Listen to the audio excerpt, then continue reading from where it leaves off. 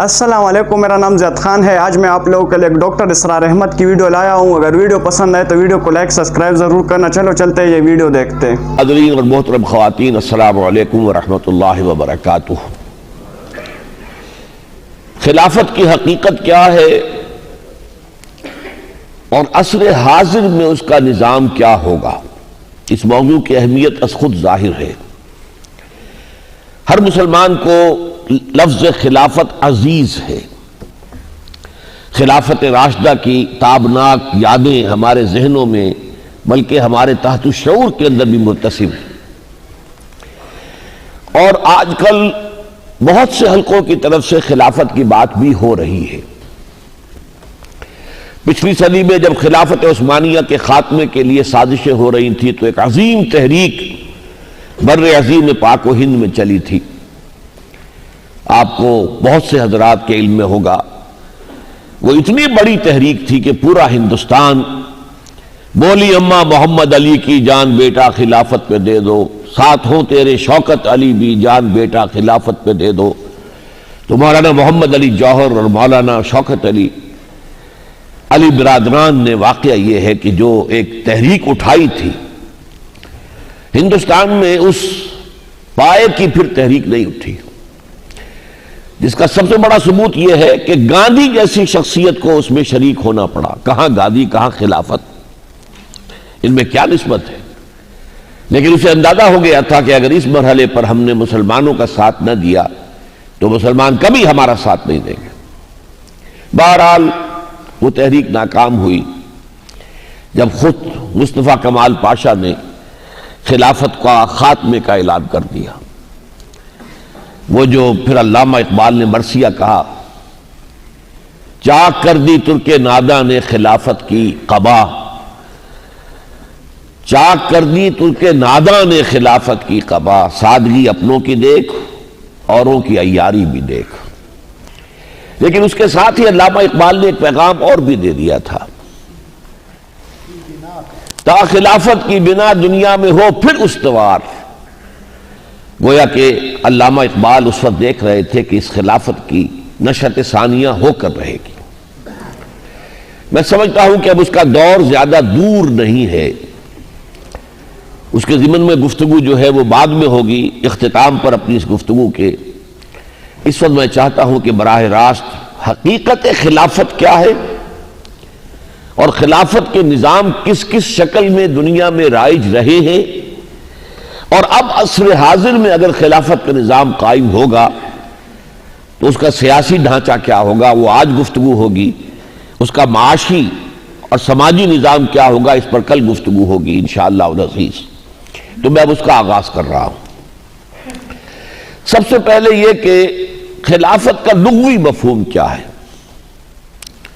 خلف کہتے ہیں پیچھے، چنانچہ قرآن مجید میں اللہ تعالیٰ کی صفت بیان ہوتی ہے، یعلم ما بین ایدیہم وما خلفہم۔ اللہ تعالیٰ جانتا ہے وہ بھی جو ان کے سامنے ہے اور جو کچھ ان کے پیچھے ہے۔ اسی طریقے سے فرعون جب غرق ہو رہا تھا اور اس نے کہا تھا کہ میں اب ایمان لاتا ہوں، تو اللہ تعالیٰ نے فرمایا تھا آلان، اب ایمان لاتے ہو؟ اب ایمان لانا معتبر نہیں ہے۔ الیوم ننجیک ببدنک، اب آج ہم تمہارے اس بدن کو تو نجات دے دیں گے تمہاری موت کے بعد، لنجعلک لمن خلفک آیہ، تاکہ تجھے ہم جو پیچھے آنے والے لوگ ہیں ان کے لیے نشانی بنا دیں۔ تو خلف کہتے ہیں پیچھے، بعد میں آنے والا۔ اسی اعتبار سے ہم لفظ استعمال کرتے ہیں، سعادت میں بیٹا ہو تو خلف الرشید، اور اگر اس کے برعکس ہو تو ناخلف۔ یہ الفاظ ہماری اردو زبان میں بھی مستعمل ہے۔ اب نوٹ کر لیجئے کہ خلیفہ کی جمع ہے خلائف، اور خلیف کی جمع ہے خلفاء۔ یہ دو لفظ جو ہے علیحدہ بنتے ہیں، خلیفہ خلائف، خلیف خلفاء۔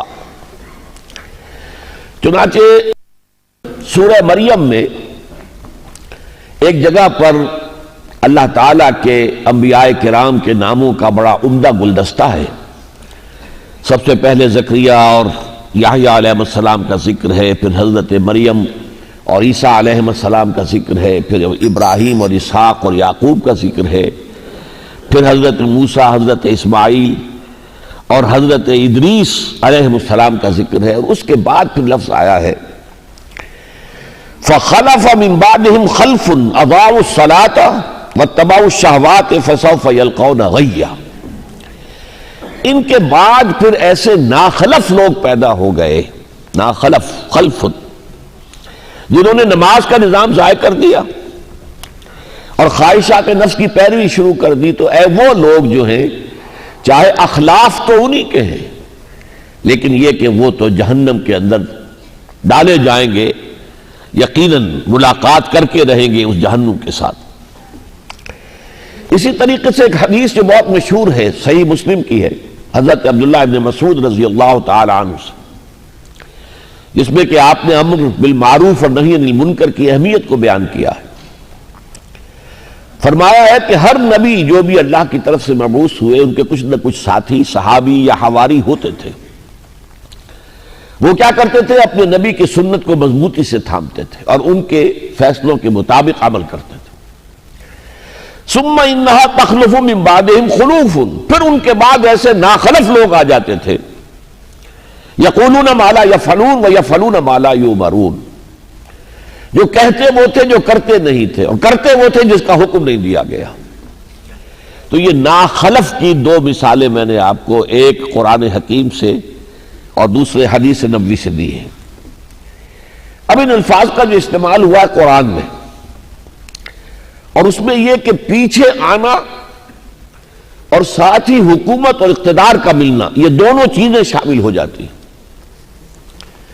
چنانچہ وَاذْكُرُوا إِذْ جَعَلَكُمْ خُلَفَاءَ مِن بَعْدِ قَوْمِ نوح، سورہ اعراف میں فرمایا حضرت ہود علیہ السلام نے اپنی قوم سے کہا یاد کرو جب کہ اللہ نے قوم نوح کے بعد تمہیں خلفاء بنا دیا ہے۔